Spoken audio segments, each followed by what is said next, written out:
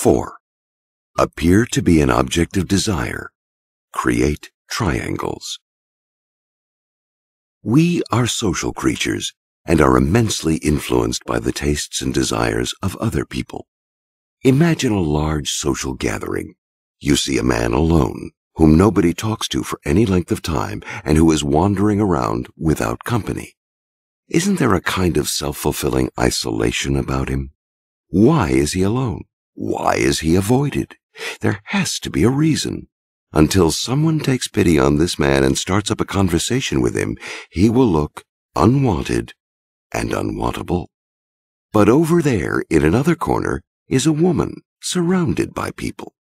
They laugh at her remarks, and as they laugh, others join the group, attracted by its gaiety. When she moves around, people follow.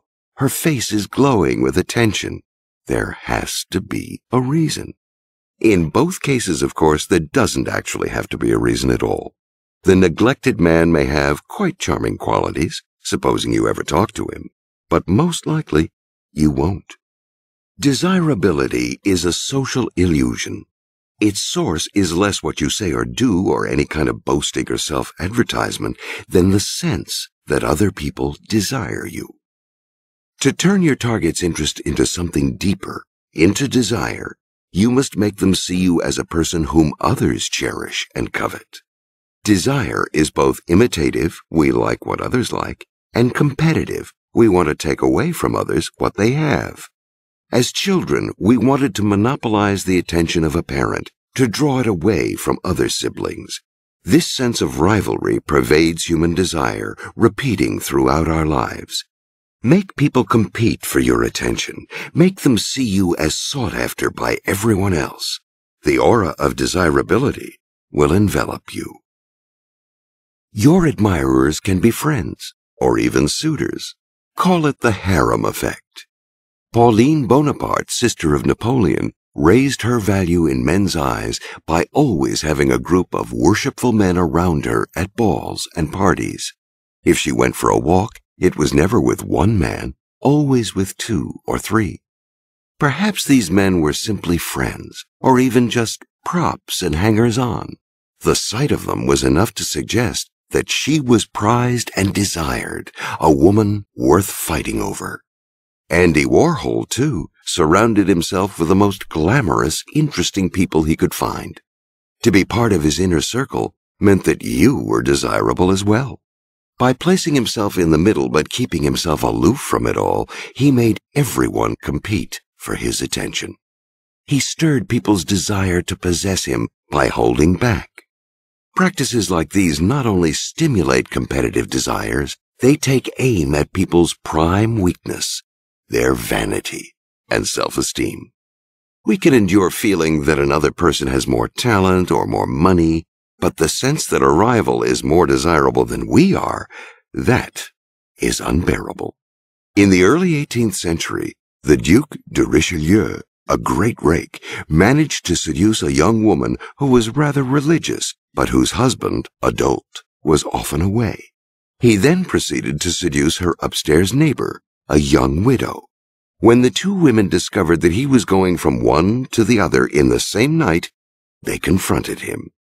A lesser man would have fled, but not the Duke. He understood the dynamic of vanity and desire. Neither woman wanted to feel that he preferred the other, and so he managed to arrange a little ménage à trois, knowing that now they would struggle between themselves to be the favorite. When people's vanity is at risk, you can make them do whatever you want. If there is a woman you're interested in, pay attention to her sister. That will stir a triangular desire. Your reputation, your illustrious past as a seducer, is an effective way of creating an aura of desirability. Women threw themselves at Errol Flynn's feet, not because of his handsome face and certainly not because of his acting skills, but because of his reputation. They knew that other women had found him irresistible. Once he had established that reputation, he did not have to chase women anymore. They came to him. Men who believe that a rakish reputation will make women fear or distrust them and should be played down are quite wrong. On the contrary, it makes them more attractive. The virtuous Duchess de Montpensier, the grande mademoiselle of 17th century France, began by enjoying a friendship with the rake Lauzun. But a troubling thought soon occurred to her. If a man with Lauzun's past did not see her as a possible lover, something had to be wrong with her. This anxiety eventually pushed her into his arms. To be part of a great seducer's club of conquests can be a matter of vanity and pride. We are happy to be in such company, to have our name broadcast as this man or this woman's lover. Your own reputation may not be so alluring, but you must find a way to suggest to your victim that others, many others, have found you desirable. It is reassuring. There is nothing like a restaurant full of empty tables to persuade you not to go in. A variation on the triangle strategy is the use of contrasts. Careful exploitation of people who are dull or unattractive may enhance your desirability by comparison.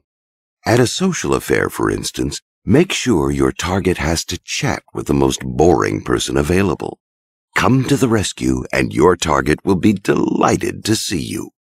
To make use of contrasts, either develop and display those attractive attributes, humor, vivacity, and so on, that are the scarcest in your own social group, or choose a group in which your natural qualities are rare and will shine.